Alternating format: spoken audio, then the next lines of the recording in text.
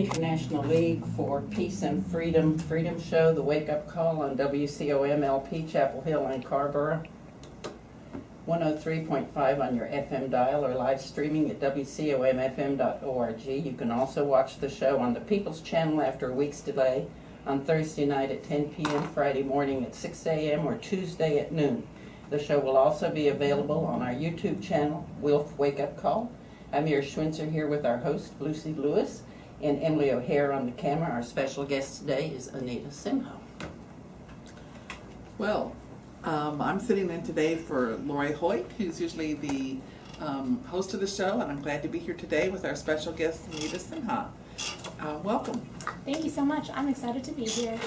Anita was a guest on the show last spring when she was talking about the Poor People's Campaign, and she's going to talk to us today about that, as well as the HKonJ movement. But let me first tell you a little bit about her.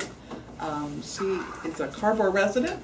She is co-chair of the North Carolina Poor People's Campaign Environmental Group, and she also is currently unemployed. She is a government contractor with the EPA, and until the government shutdown gets worked out, she has some extra time to do things like appear on this show. So welcome today, Anita. Thanks for being with us. Thank you. Yeah, I guess one silver lining is that I have the extra time to do fun things like this. And I should probably say that I'm here in my capacity as a private citizen and not as a government contractor. Thank you for that clarification. Anita, when did you start working with the Poor People's Campaign? Tell us a little bit about that. What got you involved? I actually started working with the Poor People's Campaign at HKonJ last year. I had attended the march for years, and last year when I went, I saw kind of the whole Poor People's Campaign contingent out with all their banners, and I knew that Dr. Barber had been working on a new project, but I wasn't really quite sure what it was. So I kind of just ran up to them and found someone and gave them my email address, and then got slowly sucked in more and more over the next couple months. Great. Well, obviously that's a nice tie-in between those two movements that we're going to be talking about today. And I know that a lot of our listeners have heard us talking about the Poor People's Campaign. For those who aren't that familiar, maybe you could just give us a little bit of background. Now you told us how you got involved, and once you did search out the Poor People's Campaign last year at the HKonJ, tell us a little bit about the campaign overall. And then I know last year you were talking to us about the 40 days of action, but a lot of things have happened since then. So tell us a little bit about the campaign or the movement itself, and then a little bit about an update. Sure. So the Poor People's Campaign, A National Call for Moral Revival, is the full name, and it was founded by Dr. William J. Barber II and Dr. Liz Theo Harris. And Dr. Barber had started a group called Repairers of the Breach, and Dr. Theo Harris works with the Kairos Center in New York City, so we're kind of bridging across the South and the North to form this Poor People's Movement. And the Poor People's Campaign is fighting injustice on a lot of fronts. It focuses on structural poverty, systemic racism, the war economy and militarism, and ecological devastation. And it ties all four of those together by talking about this corrupt moral narrative that's mostly perpetuated by Christian nationalists, but other people as well, that says that poverty is the fault of the poor, that all these kind of identitarian issues, abortion, homosexuality, should take precedence in the national discourse over systemic issues like poverty and racism. And Dr. Barber and Dr. Theo Harris are kind of trying to flip that narrative around. And I think a big way we flip that is by flipping who the narrators are. So when I had last come on the show, I want to say it was early May, the 40 Days of Action, which kind of launched the entire campaign, were just kind of coming into full force. And that was phase one of the campaign, where every week for 6 weeks we went to the People's House, the General Assembly, and focused on a particular suite of issues, and drew on this kind of statewide coalition of people, and performed nonviolent civil disobedience while we were there. And we converged in DC at the end of it, and brought the Poor People's Campaign into the world on the heels of these 40 days of action.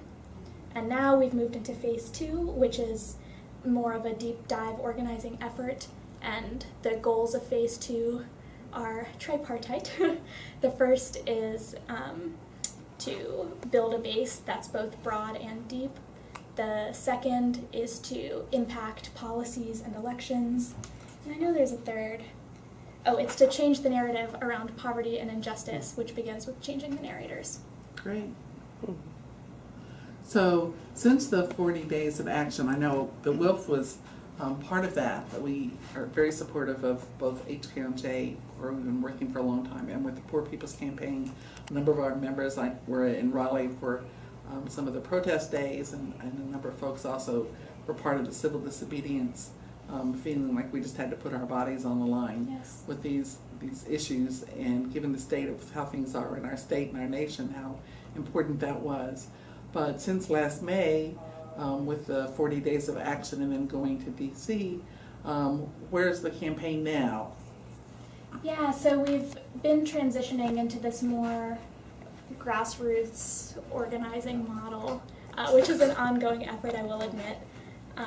But part of that has resulted in us breaking more into regional groups, because that type of organizing effort is really place-based, and it's hard to, call yourself a grassroots movement if you're trying to organize people in Charlotte, but you live in Carrboro like me. So we've kind of organized ourselves into regions. There's the Triangle region, the Charlotte and Salisbury region, there's a Western region with Asheville and Boone, there's a Harnett County, Lee County, Moore County group, and I think in progress there's a couple more groups forming out east. So since the 40 days, we've really been trying to, we call it canvassing, but it's different than canvassing for an election or something like that, where we're just trying to form deeper relationships with people and have conversations about poverty and injustice, and kind of get the word out about the campaign as well. Mm-hmm. So we've been doing that kind of effort, and Dr. Barber had actually come to Chapel Hill as part of a canvass in October. And then besides that, we've been meeting kind of regularly as a triangle group, and trying to set ourselves up for 2019 to see where the year takes us. Mm-hmm. So if somebody wants to get involved with it, I know that we've heard that the Poor People's Campaign is not a membership organization, but it's more of a movement. How would somebody get involved, besides seeing the banner and running up to folks and telling them, we'd like to get involved? Yeah, that's definitely more of a ad hoc thing. Well, I think step one is to go to www.poorpeoplescampaign.org. Say that again, slower. Okay. www.poorpeoplescampaign.org. Okay. And signing up for emails. Mm-hmm. You won't get, spam about Tennessee or Oklahoma or anything like that, or even really stuff that's about other regions than the one you're in. When you sign up, you give us your zip code, and we really only send you information that's relevant to you that we think is within a close enough radius that you might actually be able to make it out. Also, if you are immediately interested in joining us, we'll be having a kind of canvas type training, a training to learn about the campaign and how to talk about it with your friends, on January 14th. And that'll be in Raleigh at the Raleigh NAACP office, which is 144 Anaron Court. That's ANNARON Court. So you can come to that. Great. Now, you said that the Poor People's Campaign is now being broken up into regions in North Carolina, but I understand that some folks are also working on issues, and that you've been working with the Environmental Working Group. Tell us some about that work. Sure. That work is more recent. I think we had our first meeting as an environmental justice group in October, and our December one was canceled due to snow. So we haven't met a ton yet, but I think it's a good model for what coalition issue-based organizing can look like in the state. So we've pulled together a suite of organizations that have been working together for years already. NC Warren and Clean Water for North Carolina and all these other environmental justice focused groups. And we're trying to come up with a pretty comprehensive 5-point agenda for what we want to tackle in the state for the next couple years. So that includes things like not limiting fossil fuel infrastructure going forward, which covers the Atlantic Coast Pipeline, all these aging coal plants, things like that. Not building any new wood pellet plants, which is something Enviva has been a real concern for folks in Northampton County, and they're already getting hit with the Atlantic Coast Pipeline, so that's a real vulnerable community.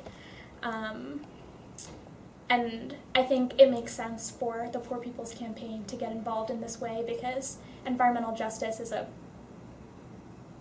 particularly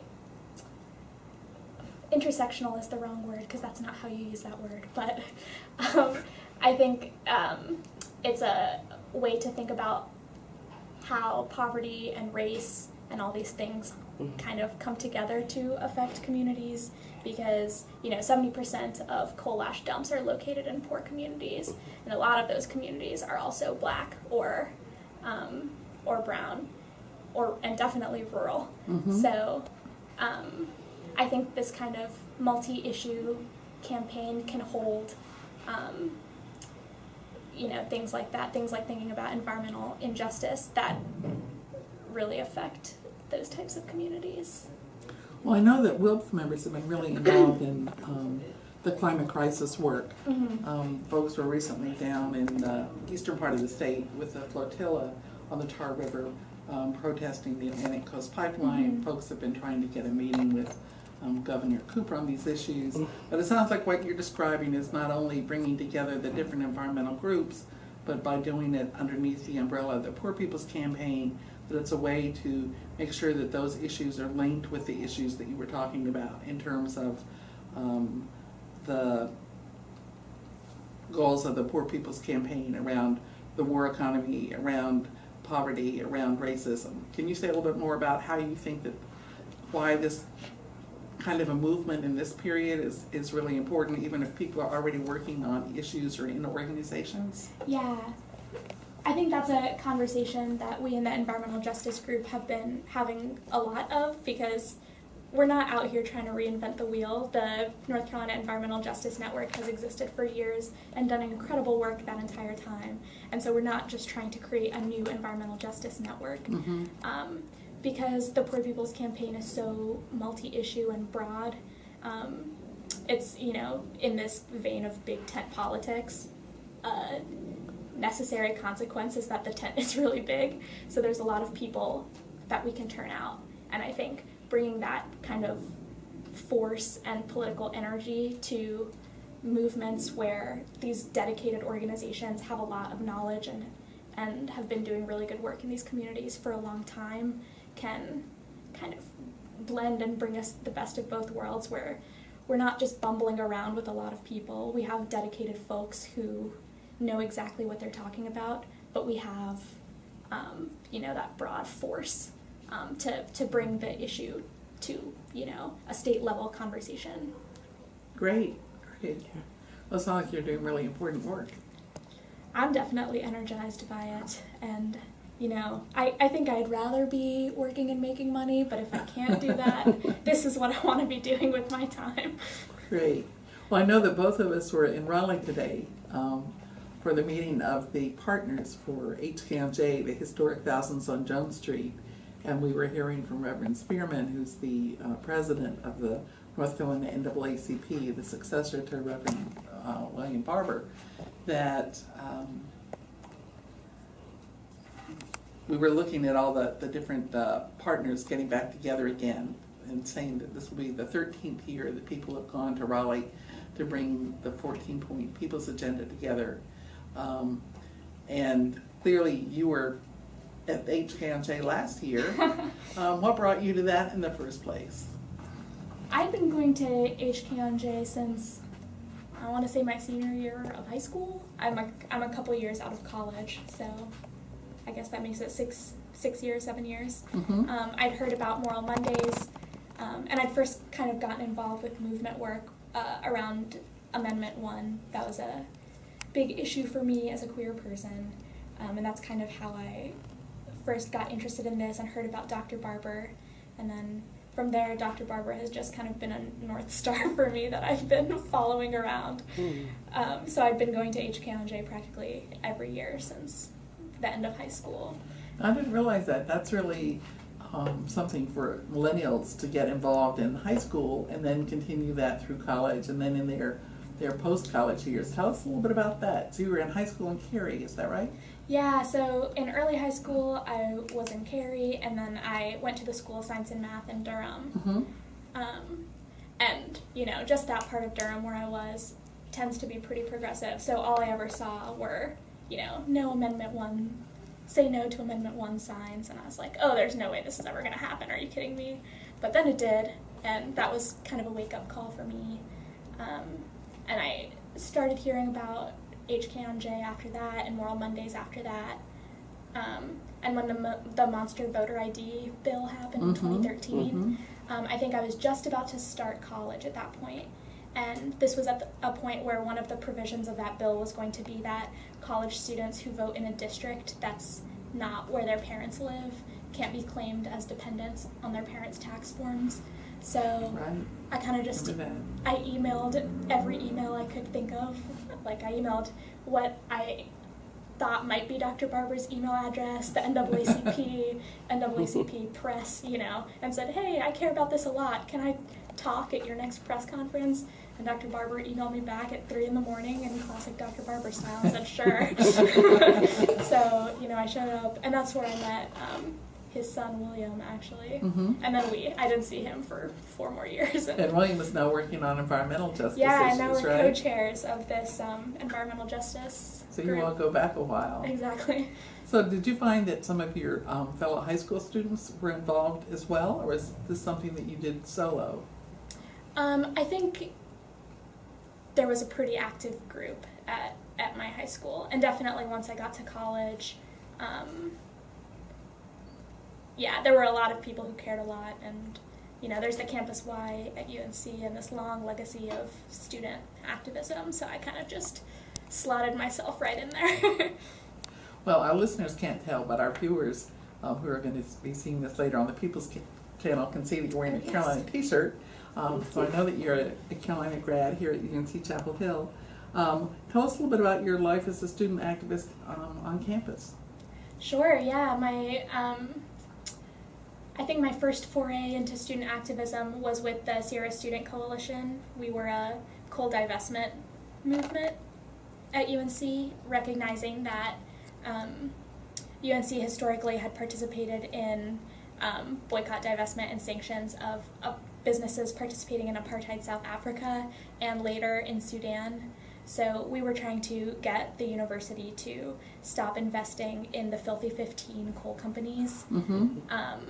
And through that, I got access to all these kinds of organizing trainings. I went to a conference called Power Shift that was like a youth energy organizing conference. And that's, you know, where I first heard of climate justice. I'd been interested in environmental science and climate change, but hadn't really connected it as being a social justice issue until, you know, my sophomore year of college or whatever, where I learned that, oh, you know, all the fossil fuel infrastructure that's causing climate change is disproportionately plopped down in poor, rural, Black and brown communities. You know, as the fossil fuels get burned, they're more likely to affect the same poor, rural, Black and brown communities.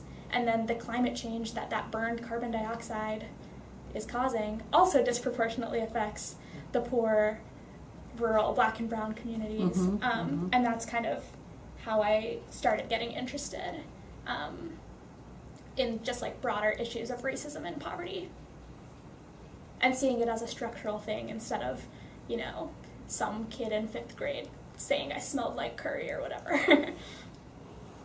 So you took your interest in college, and then that's translated into your career work?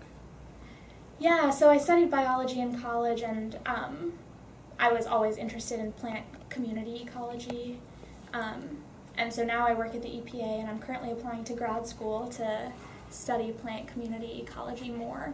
I'm interested in biodiversity and the ways that biodiversity might be changing, or it definitely is changing as a result of climate change, but just trying to predict that more. Yeah, our 60-degree weather today on a January day, and then talking about snow on Sunday. Exactly. You know, it's really unseasonable. I think we're all beginning to see that this is not a question of a off cycle or something like that, but Yeah. it's here to stay, that we're really seeing changes. I was talking to a friend of mine recently, and she said, I didn't plant a fall garden this year. It was just too warm. Wow. And she's been talking to people at the farmer's market, and they don't know what they're going to do. But that's just a small piece of what's going on and the kinds of issues you're going to be dealing with. Definitely, yeah. I think that's a good microcosm of, how this affects, everyday people. Yeah. So, tell us a little bit more about HKonJ then. You've been working with the Poor People's Campaign, you've been working with the Environmental Working Group, and how does that relate to HKonJ? Yeah, well, I think step one is everyone needs to mark their calendars for February 9th, turn out to Raleigh. We always start at South Street and Wilmington Street, I want to say. At Shaw University? At Shaw University. Mm-hmm. So show out there at 9 a.m. for the pre-rally on February 9th. But I think HKonJ is a really inspiring day for me every year, just because I've been talking a little bit about the power or potential power of this broad multi-issue movement to turn out a lot of people for issues that are, led by the experts. And HKonJ just always really shows me what that might look like if we can sustain the HKonJ energy. Mm-hmm. Because, there have been years where we get, 50,000 people to show out to HKonJ, and, it's a big deal, and all the news channels cover it. But there's a lot of substance in what people are saying. We're chanting and we're singing, but we're saying very specific things. We have a 14-point agenda that we're kind of threading through in every speech. And so, yeah, HKonJ is really powerful to me, because if we can bring that HKonJ vibe every day of the year, then, yeah, I don't know, that's how we make the revolution happen. Say a little bit more about the 14-point agenda. Mm-hmm. Well, I certainly don't know every point off the top of my head, but I think was developed in 2006, 2007 originally by Dr. Barber and Al McShirley and a bunch of other folks, and was kind of this broad suite of demands for where we need to begin making social change and bringing social justice to North Carolina. Starting with, at the time, bringing home troops from Iraq was a big deal, and now we're still negotiating how to leave that on as a demand, talking about the fact that the scale of war we're engaging in, and potentially war at all, is immoral. And also the amount of money we spend on war is immoral. 53 cents of every discretionary dollar of our budget, our national budget, is going to the military. And Wow. yeah, and 18 cents of that is going to social programs like SNAP and TANF and all these things, and we say that that's way too much and we don't have the money and we need to cut those budgets. But the reason that we need to cut those is because over half of our money is going to fund wars. So, that's just one of 14. Another example is same-day voter registration and ending voter suppression, which has been an issue for years and years. And we see it playing out with the voter fraud that's been going on in Bladen County, tampering with absentee ballots, and essentially telling folks that their votes don't matter because these people making power grabs are just going to decide who wins anyway. So I think, generally these 14 points all have to do with defending democracy and bringing justice to all these oppressed groups in North Carolina that have historically not seen that justice. Yeah. Yeah. I know that in the discussion today in Raleigh, people are talking about the 14th point, which is the one that's talking originally was the U.S. troops out of Iraq back in 2006, and talking about how we want to frame that now, that we're talking about an end to intervention, for an intervention. I think it was Amy Goodman that was talking today or yesterday about the fact that the United States is currently carrying out bombing campaigns in 9 different countries in the world, And one of the strengths, I think, of the historic Thousands on Jones Street HKonJ movement has been the fact that it's not just talking about issues here in North Carolina, but that you have to be able to talk about the fact that we can't adequately fund public education or health care as long as, like you said, 53 cents out of every dollar, every discretionary dollar is going to our war budget, so that it really ties those things together. And as you mentioned with the Poor People's Campaign, that's also true, that the war economy is tied into these other issues and that they're all related to each other. One of the things I know that we talked about today in Raleigh was that the point 5, I think, on the 14-point agenda was to fight for same-day registration. That's actually one of the things that was won. So we were saying, well, we need to update the accomplishments and add some new issues onto the plate. The monster voter bill obviously came out later too. So since HKonJ was started, we've been looking at things like more extensive gerrymandering, and different kinds of voter suppression. Voter ID bill was just passed. So that there's always so much to do. Are there any other particular accomplishments that you'd like to cite in terms of things that have happened over the last 13 years with this movement? Well, something I was just thinking about as you were talking is the fact that just being in that planning room at all was really exciting. Just to be talking to someone from El Pueblo one second and someone from the North Carolina Council of Churches the next, and the Poor People's Campaign and the NAACP was obviously there. Just all these organizations who seemingly work on very disparate issues, but actually are all working on the same issue, was really exciting. Great. I think we're going to take a short station break now. This is Will's Wake Up Call on WCOM LP, Chapel Hill and Carver, 103.5 FM. You can stream us live at WCOMFM.org. So you were talking about all the different folks that were in the room today. So again, if people are interested in being part of this effort, which again is not an organization, HKonJ is a coalition of partners. I think we were hearing today that there were originally the Sweet 16, 16 nonprofit organizations and agencies across the state that came together to form the 14-point agenda. Wolf wasn't part of the 16, but we were there the very first rally, which was held in the auditorium at Shaw University. But since then, it's obviously been too big to have inside. It has to be outside with as many people as you'd mentioned. But if folks want to get involved, there's not only the second Saturday of February every year, but that there are other things. That in fact, the HKonJ movement, the Moral Monday movement that was part of HKonJ starting in 2013, has in a lot of ways been a model for the Poor People's Campaign. Can you tell us a little bit more about that relationship?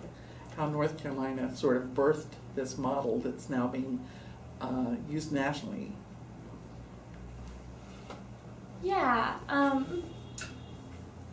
I think it's really exciting to see that the Poor People's Campaign now exists in 42 states and Puerto Rico. Wow. Yes, because I really do think that North Carolina in a lot of ways is ground zero. In 2013, we saw this Republican supermajority all take office and then somehow just plot together to overhaul all democratic norms that we'd established in the state practically. And with that kind of sweeping power to change even the most fundamental rights of North Carolinians, I think that moment really required broad power in the opposite direction. And I think because of that really turbulent and necessary political time in North Carolina, we were able to, find common ground and come together as a group to fight these super serious, super scary bills that were coming out of the General Assembly. And now I think on a national level, we're in a really scary political time. Mm-hmm. And so I think there's potential for, zooming out what we did in North Carolina nationally. And I think it's taking, and the reason that it's taking is because this is the type of movement that the moment requires. Yeah. One of the things that we were talking about today in Raleigh when all the partners were gathered together, Reverend Spearman asked us, where are you from, what's your organization, but what brought you here? And I was thinking about WILF. And I didn't say much. Mostly I wanted to let people know that we have a radio and television show and that you would be our guest this afternoon. I was also thinking about the fact that WILF is multi-issue. Mm-hmm. That we were founded in 1915, and the idea was women from around the world, basically, countries who were warring with each other, were coming together and saying, we really don't want to see a world war. What can we do to stop it? And then that wasn't successful. Obviously, we had a world war, even though they had been trying to intervene with presidents and prime ministers around the world. Mm-hmm. Folks coming together from warring nations at The Hague and saying, in order to address things like a world war, we're going to have to address the root causes of violence. Yes. And obviously, if you're talking about that, you're talking about poverty, you're talking about injustice, you're talking about women's rights. So one of our challenges and one of our strengths is that we're multi-issue. Mm-hmm. That if you're talking about root causes, you're talking about things that go deep and that they're interconnected. So for us, HKonJ and the Poor People's Campaign have in a lot of ways been sort of a natural outflowing Mm-hmm. of how we understand the relationship between these issues, that you Yes. can't be talking about, for example, the work that you're doing around the environment without talking about its disproportionate impact on communities of color and low-income communities. Yeah. If you're talking about issues of education, again, the disproportionate impact or achievement gaps around impacted communities and communities of color. If you're talking about healthcare, how does that affect people who are also feeling that having a low-wage job, Mm-hmm. and you need to have a fight for 15, which is one of the things that both of these organizations have been fighting for. Yes. So I know that we felt a real synergy and a natural way to be part of these efforts. Is that what you're finding too in your work? Yes, and actually what you're talking about reminds me that I think the last time that I was on this show, the Poor People's Campaign's Souls of Poor Folks audit hadn't come out yet. And sorry to do this again, but I want to just direct everybody to our website, www.poorpeoplescampaign.org, because you can download the full audit from our webpage. But I think it does a really good job of blending statistics and data analysis with people's stories to give you an understanding of on a systemic level what these issues look like in America and how they came to be. And I think the biggest thing that the Poor People's Campaign is doing differently that really needs to be done is just redefining poverty and redefining what it means to be poor. So according to the federal government, the federal poverty, and where the federal poverty line is, there are 40.6 million people who live below the federal poverty line as of 2016, which is still way too huge. But the Poor People's Campaign, with the Institute for Policy Studies, took into account something that's called the Supplemental Poverty Measure, which I hadn't heard of until last year. That's kind of this ex post facto fix to the federal poverty level, because essentially the issue is that no government official wants to be the person under who's governing the amount of people in poverty suddenly spikes. You always want the poverty level to be going down, so what you end up with is a number that isn't true to life. So I mean, it's artificially low? Yeah. Yeah. So there's a supplemental poverty measure that takes into account things like, cost of living, cost of the local costs that might be, higher in San Francisco than they are in wherever else, and using that, and then doubled it and to say that if you live under double this supplemental poverty line, you're low income, which ends up being around $40,000 a year for a family of 4, which still isn't a ton. And under that measure, there are 140 million people living in poverty, which is practically half the country. So, what does that look like here in North Carolina? in North Carolina, 4.7 million residents are poor or low income, which is about 48% of the state's population, which is wild. Wow. Now, are we one of the better states in terms of our poverty level, or where are we sort of in terms of looking at the nation? Do you have a feel for that? I know that there's a kind of an interactive map on the Institute for Policy Studies website. I really have only been focusing on North Carolina, so I haven't done a great job of measuring us relative to other states. But that's certainly a thing you can do. You can click on each state and see what its population is and the population that is poor or low income. Well, clearly the statistic you just shared with us, 48% of North Carolinians. It doesn't matter where we are in the ranking, that's terrible. It's too high. That's really terrible. Yeah. That we've talked about North Carolina being thriving, that we've got part of our urban communities are doing really well. Right. And so many people obviously are getting left way, way behind. Right, yeah. Politicians in North Carolina love to throw out HKonJ videre, our state motto, to be rather than to seem. But I actually think in the state as of now, we're doing a really good job of seeming without being. Where, this seems like everything's fine and everyone has an equal shot to do well, but that's really not the case at all.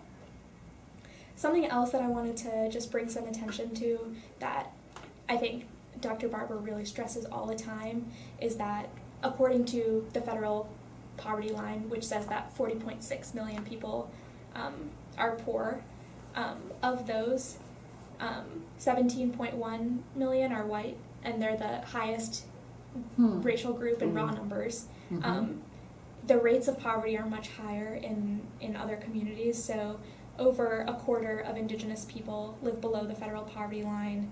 22% of black people are poor, and 19.4% of Latinx folks are poor, and also 70% of the 40.6 million are women and children, but that still means that 11.4 million men are poor. So I think what Dr. Barber is trying to convey when he says these things is that the negative racial identity politics that try and split white and black folks and indigenous and Asian and Latinx folks is a really clever strategy to keep us from facing the fact that way too many people are poor. And poverty definitely it doesn't affect everyone in the same way, but it affects everyone negatively. And so I think that's kind of the room for this broad-based coalition, big tent, fusion politics that we keep talking about. And that's not to say that we should be ignoring the issues that really only affect indigenous people, but it means that, white people can do a better job of not saying, I'm better than that indigenous person, and recognize that we can all be doing better. Yeah, if you're talking about 17 million white Americans living in poverty in terms of raw numbers, you're saying that's the biggest group. Yes. Although then in terms of proportionately, it's disproportionately impacting communities of color. Right. But it means that we've got millions of white people who's interested in to fight side by side with their sisters and brothers who are facing poverty and struggling to make it. And you see the way that kind of manipulative identitarian politics plays out in the 2016 election. I think way too many white people voted against their own interests by, voting for our current president, or as my mom calls him, #NotMyPOTUS. Because you see, all these the ways he's messing around with trade, with the government shutdown, with the wall, like all these distractions are working at these people's detriment. And dividing people. And dividing people And even pitting us further. against each other instead of how we can build the kind of solidarity you're talking about to address these really important, critical issues. Yeah, exactly. And I'll say, I'm a contractor for the federal government. I work at the EPA. By the end of this week, I will have lost 100 hours of work.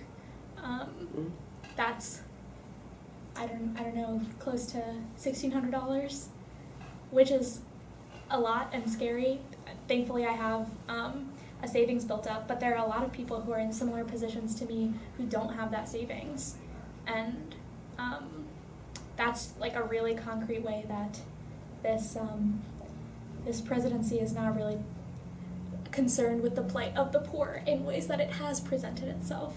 Now, I know that the North Carolina General Assembly has slashed unemployment in North Carolina, both in terms of the eligibility, in terms of how many weeks a worker can get unemployment, and also the amount that they can get. Is that going to affect you?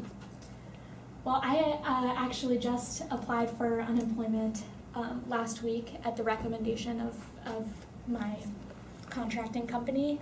And I have been slotted for $280 a week for a maximum of $3,600, however many weeks that is, which is, I think more than a lot of people make, but is certainly not a living wage, and is cause for concern for me because I would rather, again, be working and making my normal wage. Mm-hmm. I just know that when that happened, it was just, we had actually been one of the states, I think, that had relatively decent unemployment benefits for workers. We know that once you lose a job, it can often take weeks and months to be able to get another job, and oftentimes people, when they lose their job, end up working in a service job, for example, that's not as good paying. But we cut the number of weeks and we cut the number of money, and that was one of the issues that was part of the struggle around the Moral Monday movement, was when we saw cuts in unemployment. We saw the fact that our state did not expand Medicaid. We saw the fact that our teachers are not being paid adequately. Healthcare, is just a huge issue, not only in terms of the fact that we didn't expand Medicaid, but we've got a system that really makes it very expensive for people to get healthcare if they can get it at all. Of course, with the Affordable Care Act, that expanded some with pre-existing conditions or young people being able to be part of their parents' plan, and then there's continually an effort to take that away. And then, of course, as you mentioned, voter suppression and voter intimidation and gerrymandering and voter ID, which makes it harder for people to unite and come together and fight around all these issues. Right. Well, speaking about, cutting unemployment and saying we just don't have the money to do this, I think it's the same issue at that state level that we've seen playing out at the national level. And actually, when I was a student, we saw it playing out at the university level with privatizing the Bull's Head Bookshop to pay for student scholarships because there just wasn't enough money. That whole idea that there just isn't enough money is such a farce, because what you choose to spend money on it is a choice. And like that, I think that's kind of why we need to have this broad understanding of the way these injustices are interlocking, because again, until we confront on the national level, until we confront the fact that over half of our discretionary budget is going to the military, we can't really talk about what fair and just funding of social services looks like. And at the state level, until we talk about the fact that we're spending so much money, giving incentives to the Atlantic Coast Pipeline and things like that, and that's part of the reason that we can't fund unemployment. And at the university level, maybe if we invested in public education, we wouldn't need to privatize our bookshop, Yeah. I heard Senator McConnell was being quoted either today or yesterday talking about, because of the growing deficit, which has grown something like 70% since 2016, that he's now talking about cuts to Medicaid, Medicare, and Social Security, which of course the Republicans said was not an issue that they weren't going to cut any of those, but because the tax cuts Right. were passed and gave such huge cuts to tax breaks to wealthy people, that we're seeing less revenue coming in, and that being used as an excuse to further increase the tax on poor and working people. Right. Yeah, that's a great point. That's just another way that the, I don't know, slimy rhetoric about supporting the poor has, I don't know, has like borne out as being trickery, because, you know, when this tax break happened, the notion was that the taxes of the poor and the middle class wouldn't increase over the next 10 years. But no one planned for the end of the 10 years. And so, for the sake of corporations having lower taxes, we're going to end up seeing, like, we ourselves will bear the burden as the taxpayers, either because the social infrastructure will wear away, or we're going to end up paying higher taxes to indirectly fund these corporations. No, I know that the Poor People's Campaign has really made a point of having people who are most impacted by the kinds of policies we're talking about speaking up at press conferences and rallies and hearings and telling their story. Can you say a little bit about some of the stories you've heard or some of the voices you've heard? Yes, I think one of the stories I heard during the 40 days that was most compelling to me was of a woman named Coletta Sharp, who's from Charlotte, and she has founded this organization called Kings and Queens of Charlotte that you can check out if you're interested. But she came back, she was visiting a sick cousin out of town, and when she came back to her house, she'd been unceremoniously evicted without proper notice, which was illegal, but which is common practice, and she didn't have the resources to fight back in the moment. So, and without proper education about all the social services available to her, ended up just kind of bouncing around for ages. And finally, you know, she's a super resilient woman, has got back on her feet.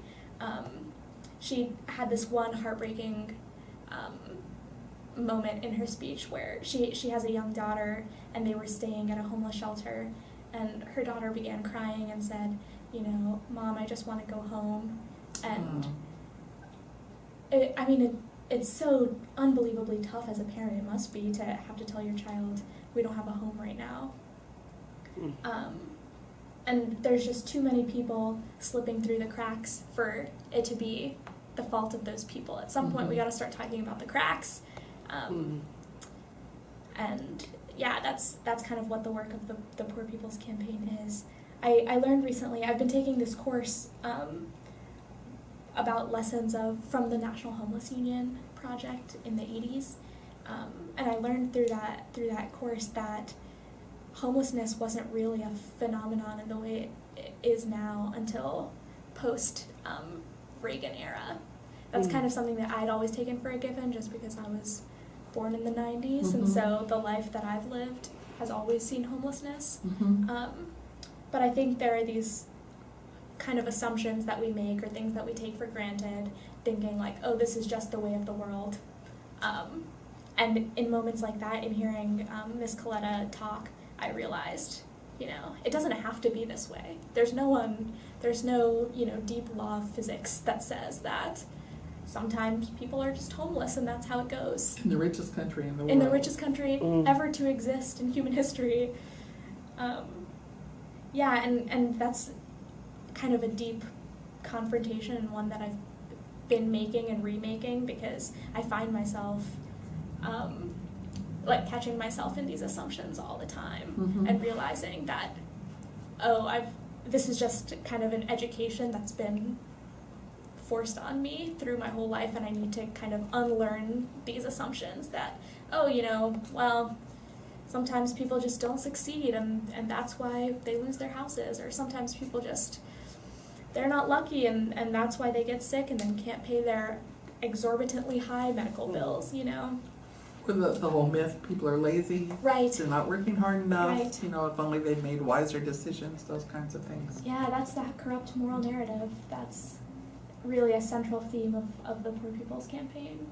And if you do that work of changing the narrative through changing the narrators, there's no way to listen to somebody like Miss Coletta talk and recognize just like how hardworking and savvy and making do with very few resources people like her are, and think that, they're just lazy. You can't be in that position and be lazy, just from a sheer survival standpoint. So I think when you change those narrators, that corrupt myth really falls apart. So a question for you, I know that nobody can just speak for a whole generation, but since you are a young person and someone who you shared with us your story of being active in high school, in college, and now in your post-college years, what are some things you would say to young people who are seeing the situation we are in the state and this nation today, but not sure how to get involved or why to get involved? Yeah. What kind of message can you share with your generation? I think for me, the biggest thing that I faced as a young person interested in doing this work but not really sure how is that I just never really joined an organization for a long time. I knew that I was interested in social justice work in the wake of Amendment 1, Mm-hmm. and I showed up to HKonJ and I showed up to Moral Mondays, but I was kind of an activist and not really an organizer, where I showed up at the events, I found them on Facebook somehow, I don't even know. I must have liked something, because something would show up on my newsfeed, and I would say I was going and go. And I felt active, but I didn't really feel like I was contributing everything that I could contribute. And it's only when I started doing this work with the Poor People's Campaign after accosting somebody at HKonJ that I realized all of the background work that goes into making, even like every single event happen. And I know that every organization that I've talked to they're always talking about how they are looking for young voices and young people to join their work. So I think the work is there if you're interested in doing it, and like whatever issue you're interested in, find an organization that's doing that work and just email somebody and make it happen. And again, as we're wrapping up the show and moving towards the end of our time together, if you could share again how people can get involved with the Poor People's Campaign and about the upcoming HKonJ in Raleigh. Yes, okay, so step 1 is to go to www.poorpeoplescampaign.org and sign up for emails. You'll only get emails that are relevant to you based on the zip code you give us, so don't worry about random emails about something happening in Washington State. If you're interested in the short term, you can come to a training that we'll be having on January 14th about how to talk about the campaign with your close friends or relatives. And that'll be on January 14th at the NAACP Raleigh office, which is 144 Anaron Court. That's ANNARON Court in Raleigh. And then HKonJ will be on February 9th. The pre-rally begins at 9 a.m. as every year at the corner of Wilmington and South Street, and the march begins promptly at 10 a.m. No marches ever start promptly, but Right. we'll do our Time. best. That's right. Well, I know for our listeners and viewers in the Chapel Hill Carrboro area that the Chapel Hill Carrboro branch of the NAACP has always gotten a bus. Some years we've been able to fill 2 buses, and we are really excited about this year's effort and really anxious for people to get involved. And I know that if people go to the state NAACP HKonJ pages, that there's a way that you can get hooked into that, finding out about bus information and things like that. And then on Facebook, the Chapel Hill Carrboro NAACP page is going to have a link so that if people want to get on the bus and go with us, it's always a great way to build solidarity and find out what people are involved and engaged with, and you don't have to walk as far. So Right. we encourage folks to get on the bus, but if that doesn't work for you, certainly there's carpooling, or driving, and I know that for those of us, you and I talking today, we both found that just is really an important way to get new energy, to hear some speakers talking about really Yes. important issues,